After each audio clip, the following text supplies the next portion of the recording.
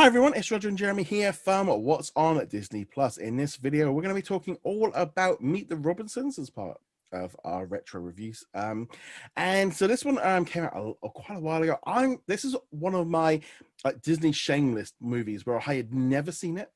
It kept coming up as like something I should watch. You know, I've never seen it, and I kind of was like, okay, so we need to pick some movies. Let's, and again, this was one of your suggestions for something to watch. And I watched it for the very first time literally last night. And oh boy, was it a bit rough. It was, looking back like, all these years later, it was very rough. I mean, just looking at it, it came out in 2007, but it felt much older than that.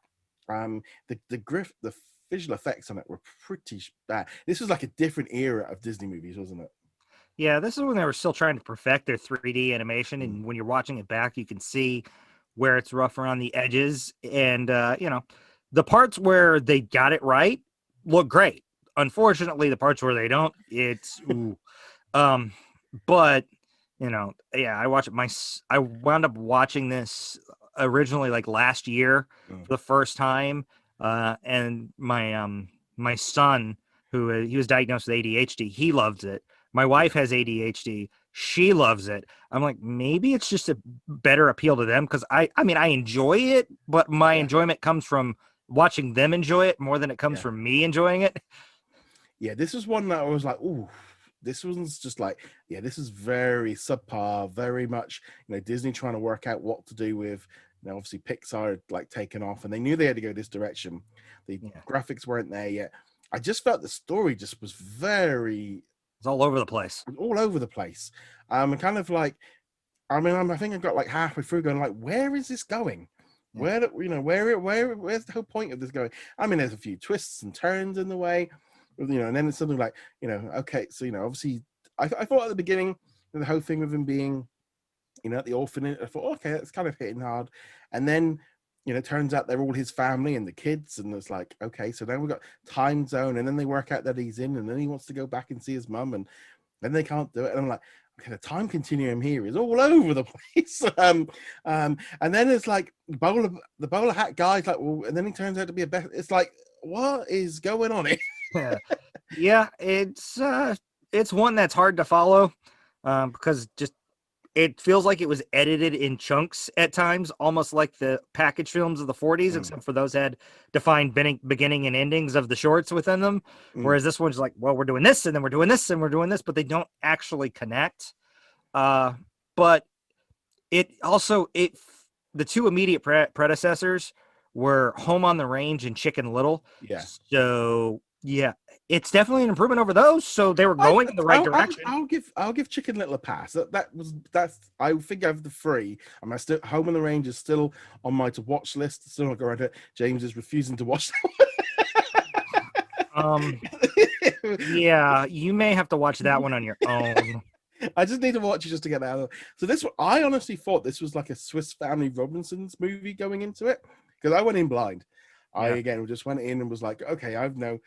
This is just on that list of whenever I do those when you get the Facebook quizzes like, what movies have you not seen? It's like, oh, I'm getting a point for that one. I should watch it. And this one, yeah, I just got to the end. I was glad when it was over.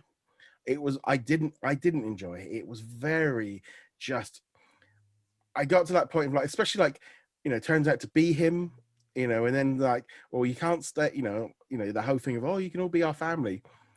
Oh yeah, no, you can't, because if you don't do that, then we all don't exist. It's like, okay.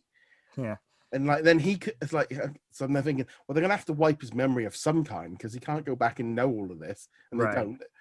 And then the whole thing of like, just go back in time and defeat the enemy just by saying, I'm not going to invent you.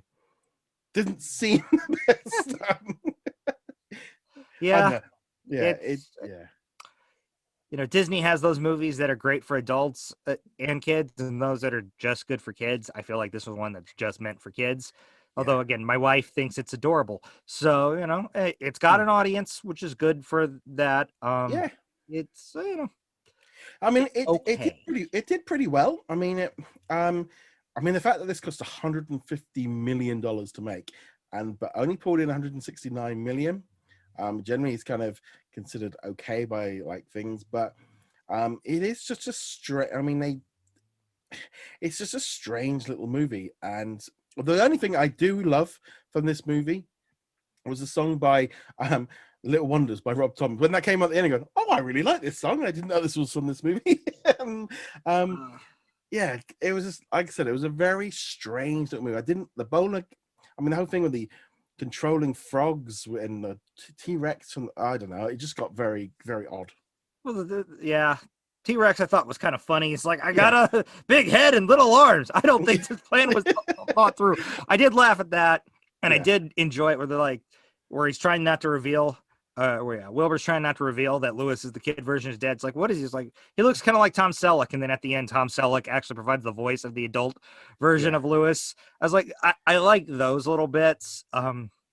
So yeah, I'm not gonna yeah, rush out and say, yes, I'm gonna watch this movie, but yeah, it's one, if my son's watching it, I'll sit down and watch it with him. I'm not vehemently mm, opposed to it either. It's a average run of the mill film. mm. It's bad as well because I think I've even got the Xbox video game as like part of the like Xbox games to go, but never fired it up. Yeah. So it's kind of one of those things of like I'm glad I have seen it because I said kind of like I can tick something off my Disney shame list of not I've watched. But I will never go back and watch this movie again.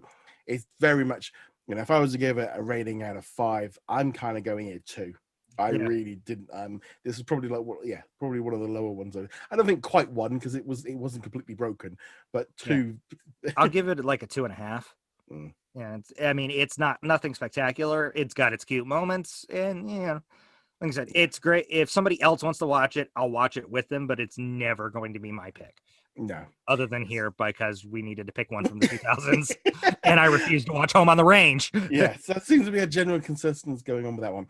But we'd love to know your thoughts of Meet the Robinsons. Let us know in the comments below. Remember as well, you can check us out over on audio platforms, including Spotify. You can also check us out on our YouTube channel. Make sure you hit that little subscribe button.